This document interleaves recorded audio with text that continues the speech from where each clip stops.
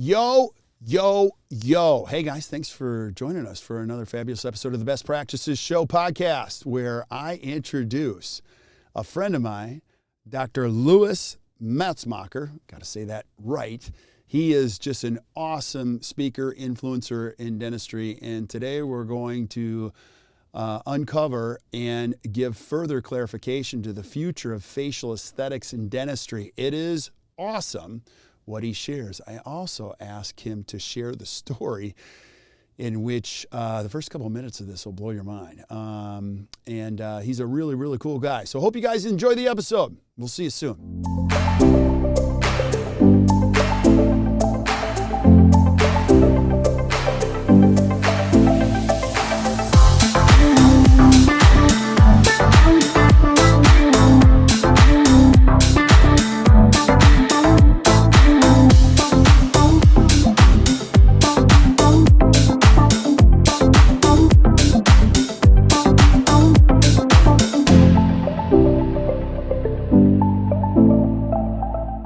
Hey guys, welcome back to another episode, fabulous episode of the Best Practices Show. My name is Kirk Behrendt, and my job, I have one job, to bring you great thinkers and great conversation to help you improve your practice, and ultimately your life gets better. So keep showing up to our podcast.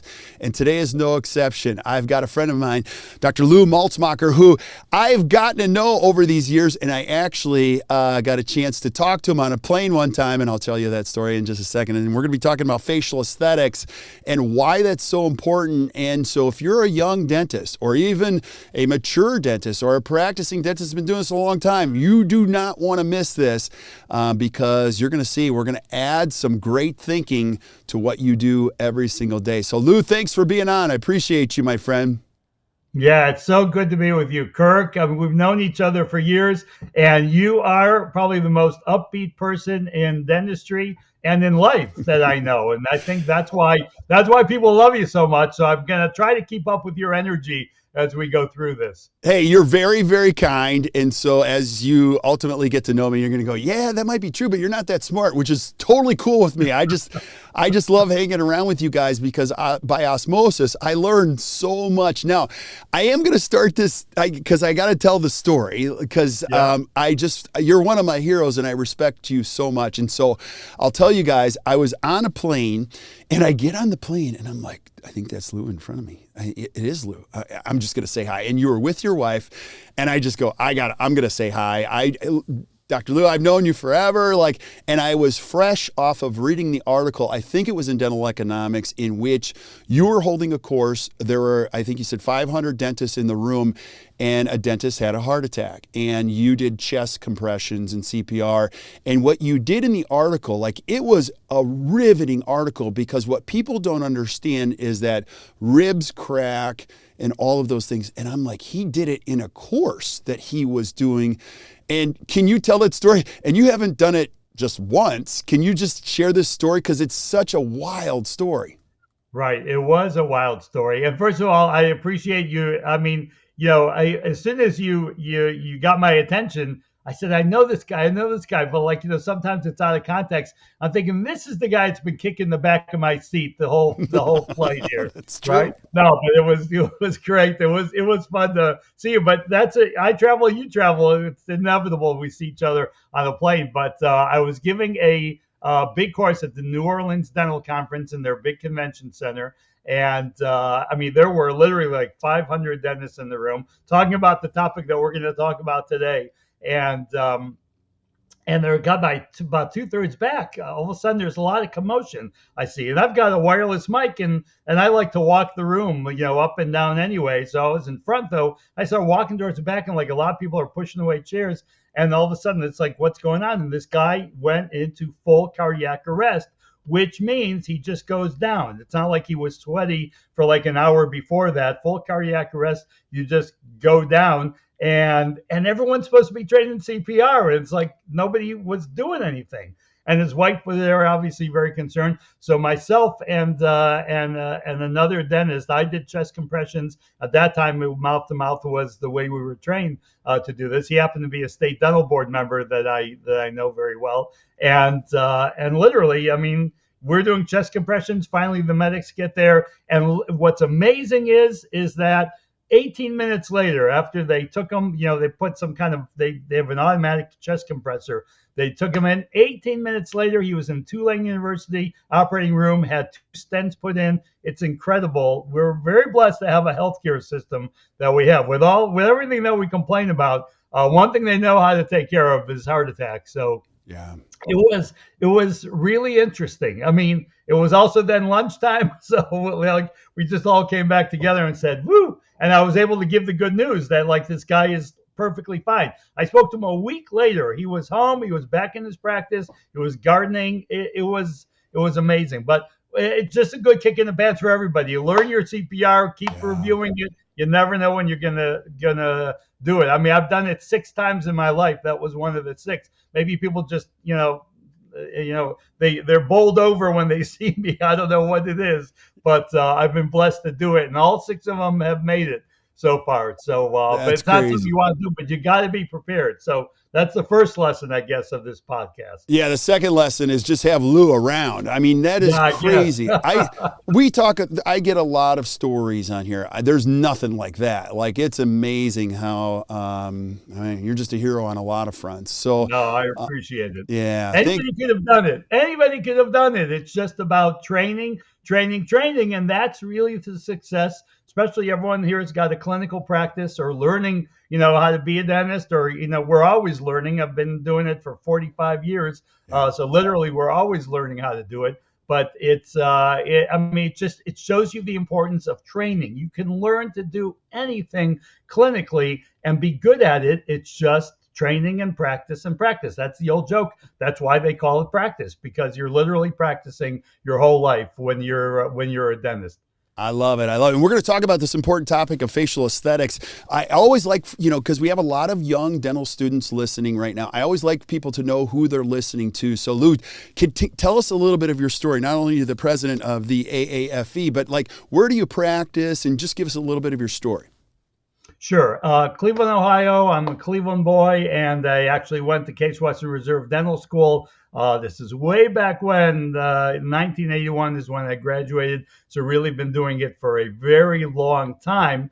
And I've really been blessed. I mean, dentistry is really great. We've got a group practice in Cleveland, Ohio, 3 practices right now, some associates. We really try to serve our patients really well, but we do take insurance. We have all kinds of different kinds of practices.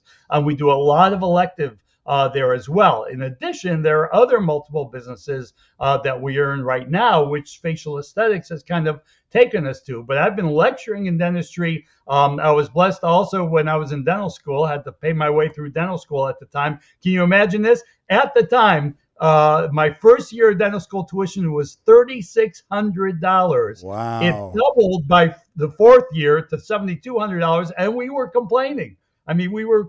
Now it's unbelievable. But what's also unbelievable now are the opportunities that we've had in dentistry that I didn't have in most of my, at least half, if not 3/4 of my career. Now there are things that we can do in dentistry that we could never do before. And about 12 years ago, maybe even longer at this point in time, and this is how we got into Botox, fillers, PDO threads, and what I call facial aesthetic dentistry.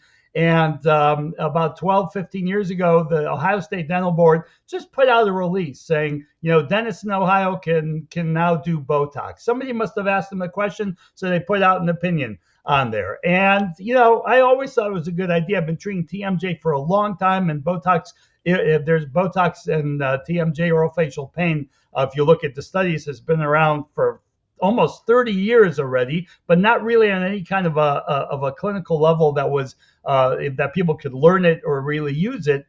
So I was familiar with it a little bit, but my wife happened to see this release, and she says, "You know what? You better learn how to give Botox." And I said, "Why?" Yeah. She says, "Because I want it, and either you're going to learn how to do it and do it well, or you're going to go ahead. I'm going to go pay somebody else." And me being like most dentists, no matter male or female, young or old, I guess we are what's a good name for what's a good word for cheap, Kirk? You're good with words. Frugal. How's that? Frugal. Right. Yeah. We're frugal and said, you know what, let me learn it. It might be fun, and I could save some money because I mean at this point, I mean yeah, and we'll talk about it going forward because people in their 20s now are getting Botox, but we were obviously a little bit older at the time. And I said, what? This has amazing consequences in and for dentistry. And I've been teaching since literally I got out of dental school. I mean, that's how I got into teaching. Is I in dental school. I worked in dental materials and knowing the dental materials. And 6 months out of dental school, and I've always done public speaking even as a kid and in youth groups and that kind of thing. It just, I don't know. I just got thrown in front of crowds. So I was comfortable with that. But like 6 months out of dental school, like the local dental supplier here had, a full day of meetings. And my rep knew that I knew a lot about dental material and said, hey, would you give a talk? And that started also a 45-year career in just speaking in dentistry on all kinds of clinical topics and practice management topics. But this basically for the last 14 years has really taken over everything else that we've done. And that's when we started the American Academy of Facial Aesthetics. And it is a real live patient certification CME organization, dental CE organization to really teach people how to do this in their practices. And in dentistry, it's unbelievable what you can do with Botox fillers and PDO threads that we could never do before. Again, I trained on amalgam and silver points and gold foil, which many young dentists only read about in books. But what we have now, I mean, in all facets of dentistry, but the fact that this has become into dentistry, and now in every single state, dentists can go ahead and do Botox fillers and PDO threads. What we can offer patients is just really unbelievable that we can never do before. Yeah, and now talk about this too, because this has been an evolution. I always love to talk about the why. So today we're going to be talking about facial aesthetics. Give us kind of a state of the union where we're at and why this conversation on facial aesthetics is so important more now than ever. And that is a great question, by the way. And the why really is because you get the absolute best aesthetic and treatment outcomes and therapeutic outcomes for your patients. That is the why. I mean, we've, aesthetic dentistry, again, when I first started in dentistry and I graduated, we that was the first of composite resins to come out. We were making teeth look pretty. We weren't putting silver in them or anything else like that. Then I've taught, and I still teach, and I've taught, minimally invasive veneers for years, right? That became a huge thing for that. But there was always something missing because we would always teach dentists to talk to patients because patients want to come in, for example, and say, I just want veneers on these 2 front teeth, right? That's going to change my life when they need veneers on 10 teeth. So in explaining it to patients, what we would say is if we treat those 2 teeth, then you'll have nice looking teeth, but you won't have a nice looking smile because a smile, you need all 10 teeth, right? 28 teeth, whatever the number is for that. Well, you know what? That's not true because even if you treat 28 teeth with veneers or crowns and implants, they still have great looking teeth. A great looking smile is everything around it. It's the lips, it's the cheeks, it's the folds, it's the skin. That really is everything else. And then you get to full face and then you throw into the whole mix, you throw in Botox for orofacial pain, TMJ, and migraines, headaches. That is a game changer for every single dentist and every single patient that you have in your office. So what the why is the best aesthetic outcomes, the best therapeutic outcomes for your patients. And again, we're 15 years into this at this point. And at this point, I mean, we teach our courses at the ADA annual meeting. So this has become part of dentistry more than ever before. I mean, so that's really the why of it. Yeah, I love it. And it's probably been 10 years now. You hear speaker after speaker after speaker use this phrase, it's how teeth fit into the face. I mean, I hear that all the time. And what we're doing is helping, dentists and patients alike, because you can remember this 15 years ago. I mean, we were all focused on getting these shots of the teeth only, you know what I mean? And so now it's very important. Talk about the brain effects of a patient being able to see all of those work in harmony, and how important it is as a dentist to be able to communicate that now more than ever. Right. And this is something that I've taught in practice management. Even though you're the guru of practice management, every time you teach aesthetic dentistry, or facial aesthetic dentistry, people want to know, how do I implement it? How do I get? And this is something that I learned a long time ago, and it is really so true. Dentists are told to put up pictures of before and afters in their, in their offices. And the truth of the matter is, whatever you put up tells the patients what you're good at or what you want to do. So if you put up single tooth dentistry, you're going to do a lot of single tooth dentistry. Right. If you put up, nice cases of full mouth veneers, you're going to do a lot of nice cases of full mouth veneers. But, and again, and this drives me crazy when dentists show patients, before and after veneers, and they've got their retractors in their mouth like this, so they can see the dentistry, and that looks ridiculous. What patients want to see is, how do these teeth fit into the face? But now dentists are the only healthcare professional that can practice total facial aesthetics. Why? Because we don't only control the teeth anymore, we control everything else with Botox fillers and PDO threads in the face to lift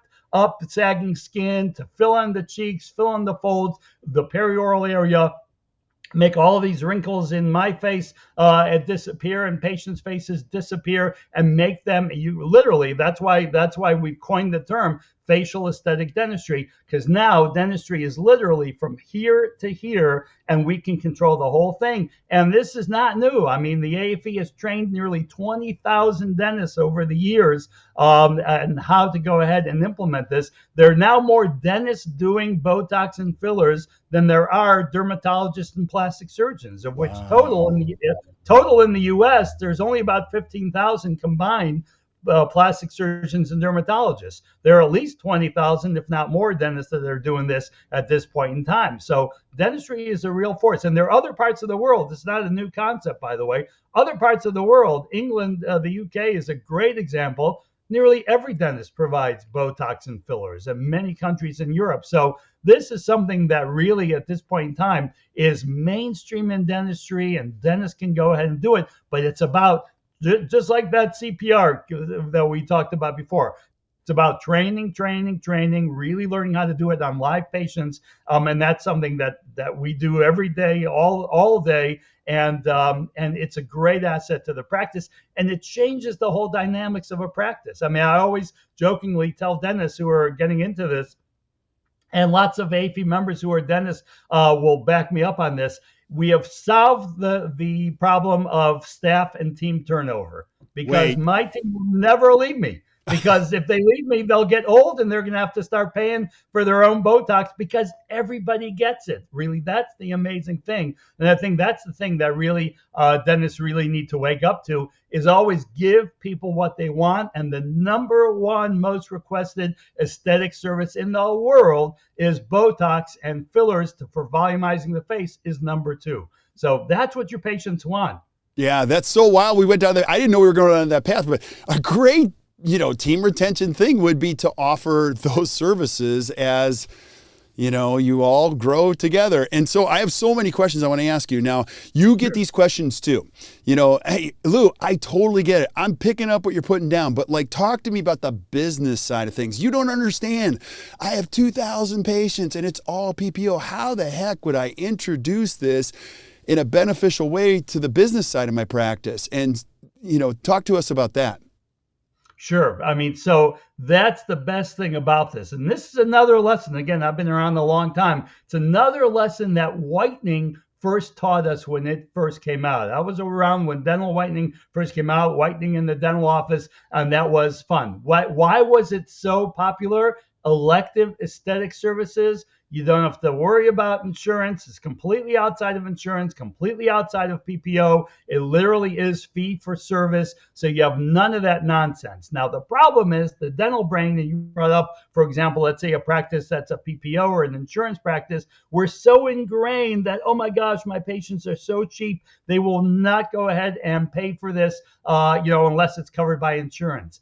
Not with Botox and fillers. And I always do this as a challenge for dentists who are even thinking you're getting into this field. Certainly those that have already offered Botox and fillers in their practice, I tell them to do this anyway, because from a medical history point of view, it's important clinically. But if you're thinking about getting into Botox and fillers, okay, ask this one question on your medical history form as a practice builder. And it is, you're asking the patient, do you have this? Do you take this? Have you ever gotten Botox and dermal fillers before? Question mark, leave a line, or just give them yes or no.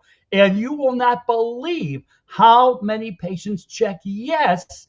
And these are the same patients, by the way, that have told you that they don't have the money to fix tooth number 19, the lower first molar, because the insurance doesn't pay enough, or they don't want to fix it. But they I don't want to say blew their money, because everyone gets to choose what they want to spend their elective dollars on. Right. But they went ahead and they get Botox and fillers regularly. And I think a lot of dentists will be surprised. Just ask your team members right now if any of them get Botox and fillers. And I get dentists that tell me all the time when I give them this challenge, and they'll say, I can't believe it. My dental assistant told me she's going to be getting Botox for 5 years already. I didn't know. I thought that's what she always looked like. Well, why are you letting your patients, and I don't care if it's a PPO practice, insurance practice, doesn't matter. You've got 2,000 patients, right? And many of them are getting Botox and fillers somewhere else. They might as well be getting it in your office. I mean, why not? You can really control this. This is an area that is a huge growth factor when it comes to dentists. And I'll throw in one more thing. We've certainly seen this the last couple of years during the pandemic. Look at the ADA Health Policy Institute. They have great statistics. They literally did go week by week as to what's happened to dental offices through the pandemic, even now post-pandemic for that. Now, even post-pandemic, dentists are way behind. I mean, during the pandemic and even last year, 2021, they were way behind. They were still down 20% in terms of patient volume, patients coming in, production. They had to raise their fees. You raise your fees and you've got lower patient volume. That's not typically a very good mix for all of that. But those dentists that have been doing Botox and dermal fillers, they were up 30 to 48%. Our AAFE members who are dentists, we survey them often for that. You're talking thousands of dentists that are out there. In addition to also, we do other healthcare professionals too. They were up 30 to 48% in 2021, while dentists were still depressed from the pandemic. That should tell you a lot where patients are, because patients are willing to invest in themselves, even though they won't fix that broken tooth because it's not important to them. But this is where they'll put the money because they want to look great. And now more than ever, now with all the mandates, are gone, and people are finally getting out and they're getting back to everything. Facial aesthetics, Botox fillers, and PDO threads. And we know our dentist members very well, again, because we're in touch with them very often. Their offices have been booming this entire time, literally since the middle of 2020, which is totally counterintuitive, but they have not lost a thing. If anything, their practices have really zoomed up, while some of their dental services are still somewhat depressed. So that should give you an idea where patients are, what they want. But every dentist should be offering this. It is a huge practice builder. Yeah, that's a great tip, Lou, is just put it on just ask questions. Right. We often teach questions are the answer. Just by asking the question, number one, you're going to be blown away by the answer. Number two, it's going to send some signals about what your patients are doing. And it's even so funny, as you were saying that, I'm thinking of all the people that I talk to right now that are contemplating this. And I'm like, no, you're a beautiful person. Don't do that. And even my wife is like, I'm like, no, you're too beautiful for that. And so the conversation is around, and what you're doing is you're entering the conversation that's already happening. I got to ask you this though, too. You talking to a lot of dentists, what do most of them get wrong? about this concept? You know, what comes to mind when like people are contemplating this and they just think wrong about it? Anything come to mind?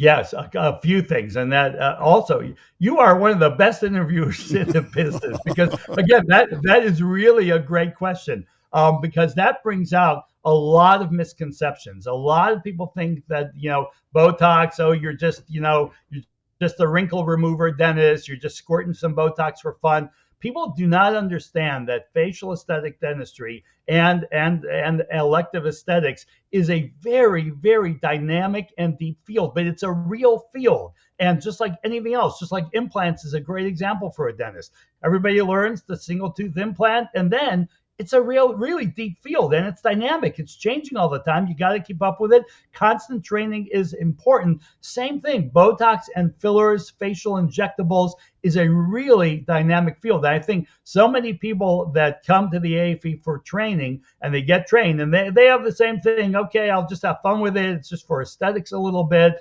Hopefully it'll help my practice. They are amazed at how comprehensive and deep the training is, how much they're going to learn about all the facial muscles, all the facial movements, how it affects the lip lines, the smile lines, everything you do in the mouth, and it's one total package. I think that's where they are really amazed. Plus the fact that TMJ, orofacial pain, these are the hardest cases and most frustrating cases in dentistry. Dentists don't like, they love the person, but they hate the patient because they are the hardest to treat. They don't get better. Many dentists have been trained to make this bruxism appliance, that bruxism appliance. Patient comes in, you put it in, you tell them, yeah, this is going to get you out of pain and really help you. 2 weeks later, they're back. They may not be better. They may be worse. You adjust the appliance. You're doing it for 3 months. You're so frustrated. You can't wait for the patient to either move or die because they're making you crazy. For what? A $500 bruxism appliance.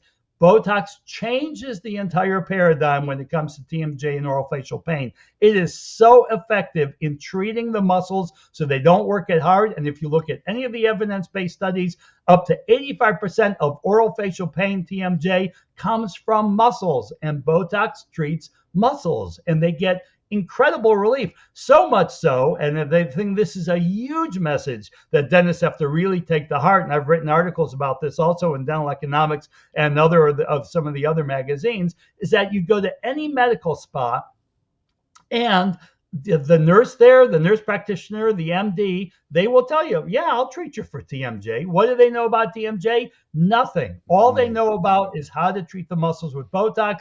They give some injections in the jaw muscles, masseters temporalis muscles. Guess what? The patient feels so much better. Yeah. Now, who should be treating TMJ cases? It's not the nurse, right? It should be dentists, and this will change the way you look at orofacial pain. So the big misconception is Botox is just for wrinkle removers. That's all it's going to do. I can have some fun in my practice, but you're going to use it for so many things that it will be amazing. And fillers as volumizers for lip filler, for lip lines, smile lines, really making the patient look so much younger by adding volume around here. Total game changer for that. And their skills that just have to be learned. So I guess that's the biggest misconception is they think, I'm just going to, and I get this all the time too. I love it when I hear this from dentists. I'm just going to do this on family and friends. They've been asking about it, my team, something like that. And all of a sudden the light bulb goes on after they're doing it for a couple of weeks in their office.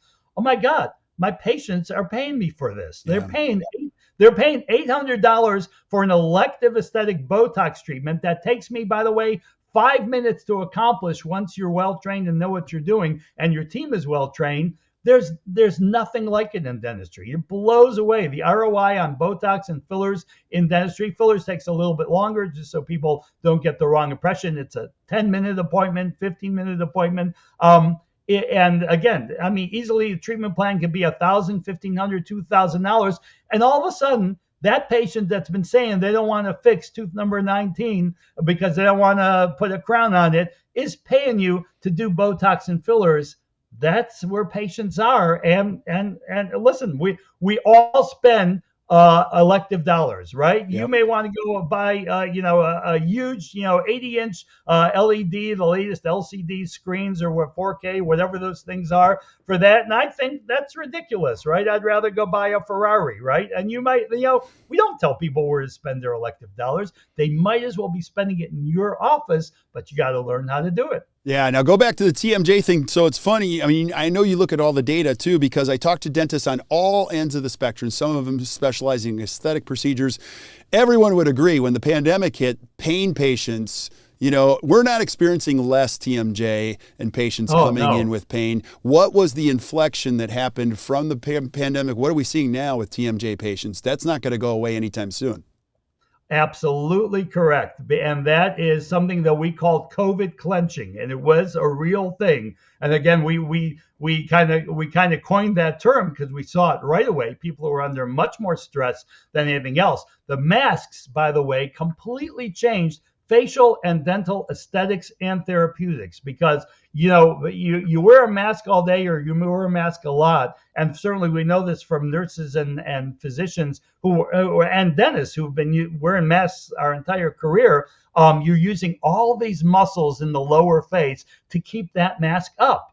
And a lot of times that involves a lot of clenching, and that goes to broken teeth, headaches, stress, and just that's exploded. I mean, absolutely exploded. There are a lot of statistics about that as well. But all of that clenching also puts a lot of stress on the face, and it accelerates collagen loss and fat loss in the face. So all of a sudden, I mean, there are estimates that people have started to age almost 5 times faster in their face, that you can see from the loss of volume and collagen from all of this mask wearing and clenching and stress. But the clenching and stress is enough to keep dentists busy for a long time. This, like you said, this is not going away. There are a lot of other stresses in the world, and right, it wasn't just the pandemic or COVID, but this is not going away for a long time. You're going to see more broken teeth, which we've seen already, but you're going to see bigger masseters, more clenching, more grinding, more headaches, or all facial pain.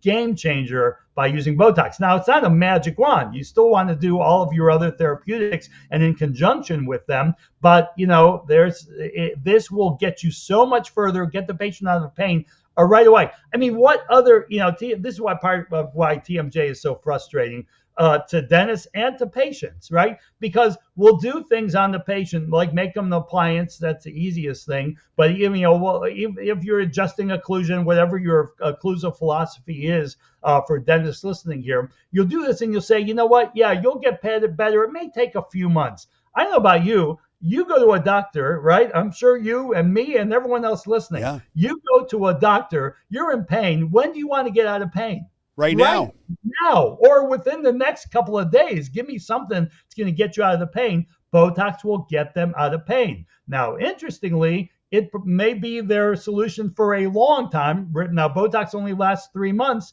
so it is a recurring procedure, which is another thing that dentists have to learn, because patients come in, they expect the dentistry that you put in to be. Ask any dentist to finish my sentence, and every patient thinks that crown is going in forever, when we all know it's got a 5-year life span, according to lots of clinical research for that. Botox is a recurring treatment, and they need it every 3 to 4 months.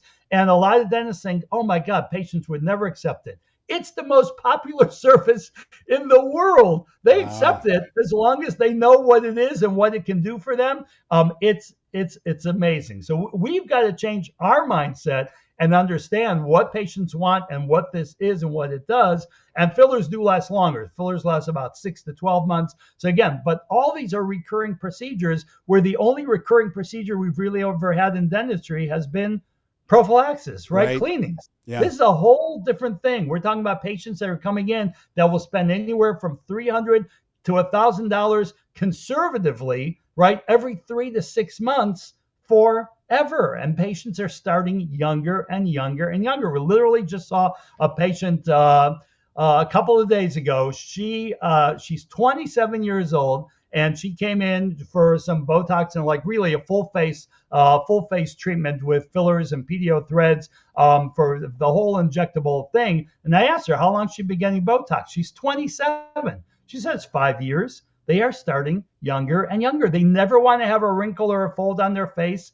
forever. Yeah. And you know what? And that's the amazing thing. Millennials and the Gen Zers or whatever the next, younger than millennials are already, because millennials are getting older. But the millennials are the first demographic to consider Botox and fillers as part of self-care, like hair and nails. So they are getting it for the rest of their careers. Baby boomers plus, which is certainly, I'm on the older end of that already. They kind of didn't want people to know they were getting Botox. Not anymore. With selfies and social media and everything else, nobody cares. There's hair, nails, lips, Botox. This is all part of their self-care. That is amazing. If you're going to be around in dentistry for a long time, millennials are your people, especially when it comes to injectables. But again, we treat all age groups. I mean, we treat 80-year-olds with this for this. And you would ask, because you're such a good interviewer, so I'll ask it before you ask, why would an 80-year-old woman be getting Botox or fillers or that kind of things? Because people are living forever. I had a woman, literally, she was 74 years old. Okay, she comes in for the full Botox, fillers, teeth. She wants everything. Why? She's dating. Right? I mean, she's buried a couple of husbands already, and she's going to live forever. And why shouldn't she look good? I'm serious. I mean, It's really amazing. So this affects amazing. All ages. Yeah, and Lou, you're blowing my mind right now, because we all know that the biggest problem that the country has is not the healthcare economy; it's the aging population. 1 in 3 babies that's born today will actually live to be 100. So I totally understand what you're saying, and I'm having my mind blown right now by a lot of the things and the trends that you're seeing now. You were talking about mindset. Let's go back to this, and again, I'll just speak to this day and age. Like, I'll ask people when they state a statistic, I'm like, where did you learn that? And they go, I saw it on YouTube. So people are getting their stats and their facts from you. Let's talk about the safety issue. Because I hear this, and you're the top guy. So I'm just going to ask you.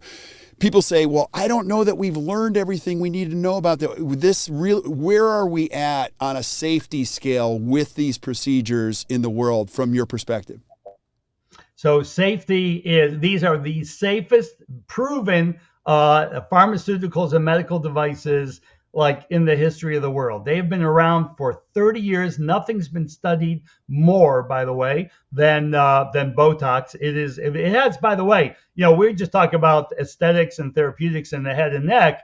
It has about 300 applications all over the body. I mean, there are certainly, we just trained a urology nurse practitioner who says, yeah, I've used Botox for bladder control. I mean, the Botox is used all over the body, and it is one of the most well-known, has one of the highest safety profiles. Same thing with dermal fillers, because these are hyaluronic acid fillers. That may not mean a lot to you or a lot of people listening, but hyaluronic acid is a component of your cell structure, every single cell in your body. These are the ones we use are synthetic, obviously, but they're very, very safe. I mean, allergies almost do not exist for all these things. The complications you have are complications related to giving a lot of injections. So it can be bruising, it can be swelling, it can be edema, infections, which are almost non-existent because we clean the skin off super well, and obviously we use sterile technique. But safety is so not an issue, but they are things you've got to learn to use.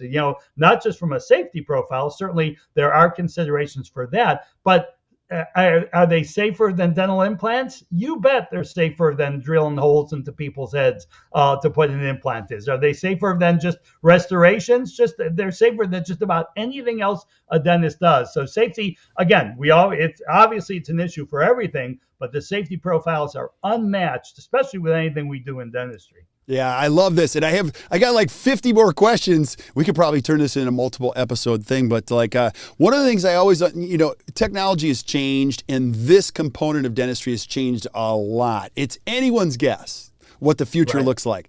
But tell us what we might see in the future. I always like to know this because you're privy to a lot of conversations people are not.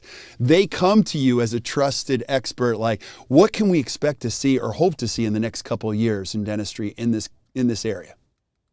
Well, in this area and every area, I mean, it's all about technology, right? I mean, that's certainly what you're going to see. So, first of all, you're going to see many more dentists, even though there's a significant amount of dentists, 20,000 plus that are already doing this. You're going to see many more dentists jumping into this. You're going to see much better. Botox is a brand name for botulinum toxin, which is just a neurotoxin. You're going to see, and that lasts 3 to 4 months. You're going to see neurotoxins that are going to last 6 months. Is that a good thing or a bad thing? You're going to see some that last 2 weeks, which is really great for getting people out of pain. So there are a lot of things that are coming down the pike. You're going to see facial analysis technology come out saying, you know what, these are the areas that can benefit best from Botox, fillers, those kinds of things. I mean, really, a lot of things in this area that will really help every clinician, every dentist get even better at what we want to do. One thing I've mentioned a few times is something called pedio threads. Botox is for muscles and wrinkles, controlling muscles and wrinkles in the face caused by muscles. Dermal fillers are volumizers to replace lost volume in the face, which everybody starts to lose at about age 30 to 35, about 1% of dermal collagen a year. Neither one of those will lift sagging skin. So that's where something called pedio threads comes in, which are literally a non-surgical thread that literally will lift. So now you can lift this up, and all those technologies are all going to get better and better, but you're going to get computer simulations. There's a lot coming down in this area. And again, that's going to help dentists just everywhere and it's going to help them in all parts of dentistry. Periodontics, endodontics, orthodontics, obviously, all things that include muscle control. Endodontics is an interesting one because muscles can throw something called trigger points to teeth where you feel tooth pain, but it's really a problem in the muscle. I mean, you've got all the reconstructive dentistry, restorative dentistry, all things, dental sleep medicine. I mean, again, like you said, we could have multiple topics on any one of those areas. And Botox and fillers have a huge effect on all of those. So there's a lot more coming down. Certainly in dentistry, we've already seen tons of articles coming out about this. You're going to see a lot more in terms of the applications of all facets and all areas of dentistry. Yeah, now you guys can see why I like this guy and why he's full of energy and why he's always been a great speaker in dentistry, and you got to check him out when he's on the road. Now, I know I don't get you for the whole time, and I got to be respectful of your time, and I'm going to have you back, and we're going to cover some of those things. But if I'm a young dentist or a dentist listening, and I want to get involved in the AAFE, like, what is it? How do I get involved? How do I find out more about what you're doing? Tell me where to go. All right, so let me just preface this real quickly. Whether you're a young dentist or a dentist that's almost ready for retirement or everybody in between, I mean, that's who we get at our courses all the time of live patient training for Botox, fillers, and pedio threads. Young dentists, you'll have it the rest of your careers because it's an investment in your skill, in your hands, that you will have the rest of your careers. Older dentists, or even 5 years of retirement, a year before retirement, this is the best, most fun you will ever have in practice in your life. And it really builds the value of your practice as you're getting ready to exit at some point in time. Plus, it's not the backbreaking kind of dentistry, and patients love it, and it's fun, and the patients are healthy, and people like to pay you. It's really crazy. But the way to find us is the AAFE, the American Academy of Facial Aesthetics, facialaesthetics.org, and we'll get you the information. I'm sure you'll post for all of that. Or even easier than that, AAFEtraining.com. AAFEtraining.com is the easiest place to go ahead and find everything. And I'm sure, Kirk, I'm giving you my email to post. People can email me with questions and anything else for that, because it's Dr. Lewis at facialaesthetics.org, but that's pretty long, so you'll have to see it to do it. But I welcome questions. But AAFEtraining.com is the best place to go for training. This is live patient certification training in Botox, fillers, pedio threads for dental professionals, and you will absolutely love getting this into your practice. And the ROI is really high, highest in dentistry. Your payback after getting training, and we have level 1, level 2, level 3. I mean, the whole curriculum of training, but level 1 is the foundation. It's about 80% of all the Botox and fillers cases that are going to walk in your office that you can start literally immediately. And you're going to train on live patients. You're going to bring patients, you'll bring team members, you'll bring whoever you want to bring, and then you'll go home with them. You'll see what happens to them, and you'll know how to do this. But this is really comprehensive training, ADA CERP, AGD PACE. We've got it all covered. It's really comprehensive. So and like you keep using the term blow your mind. We are going to blow your mind. And by the way, once you learn how to do this, they're the easiest procedures that you'll learn how to do, but only if you're really well trained. Because every dentist is used to working in a little dark hole that's like this. Here you're working on the face. You can actually see things for the first time. You can see your area of treatment for the first time. And I tell you, it is the most fun you will have in dentistry and the most productive time you'll have in dentistry as well. And more important, your team will love it. Your patients will love it. And it will literally change your practice for the better, and you will have really a lot of fun doing this in your practice. Yeah. Lou, you're amazing. And so I'm going to make it easy for you guys as listeners. So everything that Lou has shared, you're going to see our post-production team's going to put that in the show notes. So if you're driving and you're listening to this on Stitcher, don't worry about it. When you're pulling over, don't do this while you're driving. You can just flip up to the show notes. Click on it. You're going to see all the links. You'll see Lou's email in there. You'll see everything. Reach out to Lou. He's a super great guy. He'll answer any question. And so all the links to the AAFE and everything will be in there. So make sure you check it out. Lou, can I voluntold you to come back? Yeah, absolutely. Kirk, it's always a pleasure to spend time with you, whether it's on an airplane or it's on here or in real life, whatever it is, because really you're the master. So it's really great to spend time with you. I really appreciate it. You're way too kind, buddy. You're way too kind. But do me a favor, stick around while I say goodbye to everybody else. But thank you guys for listening to the Best Practices Show. Hey, if you enjoyed today, do us a favor. Hit the share button. Share this with your friends because we love reaching out and connecting with people just like you. Keep sending us suggestions, again, for things that you guys want to see. I'll have Lou back. We'll ask him the tough questions, and you can get the answers straight from the top. But until we see you guys next time, keep watching the Best Practices Show. You guys enjoy the rest of your day.